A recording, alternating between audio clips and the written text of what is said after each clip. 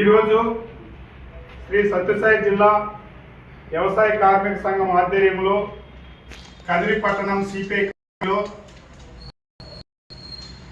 ఈ నెల 21-2 కష్టజీవుల పాదయాత్ర బండ్లపల్లి నుంచి మొదలుపెట్టి అనంతపురం టవర్ క్రాక్ దగ్గర బహిరంగ సభ ఏర్పాటు చేయడం జరిగింది.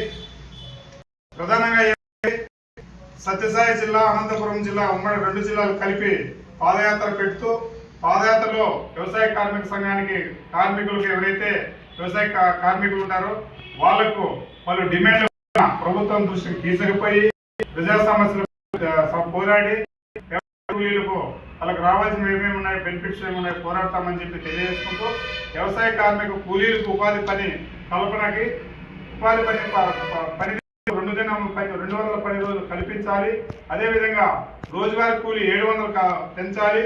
అదేవిధంగా వ్యవసాయ కార్మిక కూలీలకు ఉపాధి కూలీలకు పనిముట్లు పంపిణీ చేయాలి.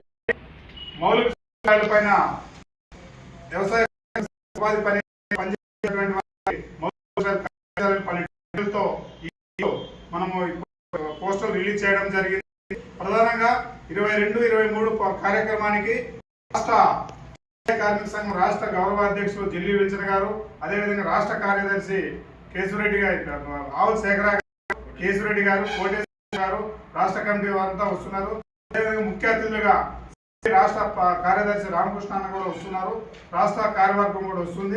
కాబట్టి ఈ సత్యసాయి జిల్లాలో ఉన్న ప్రజలు ఎవరైతే వ్యవసాయ కూలీలు ఉంటారో ప్రతి ఒక్కరూ 21 తారీఖున పాదయాత్ర మొదలు పెడతాం.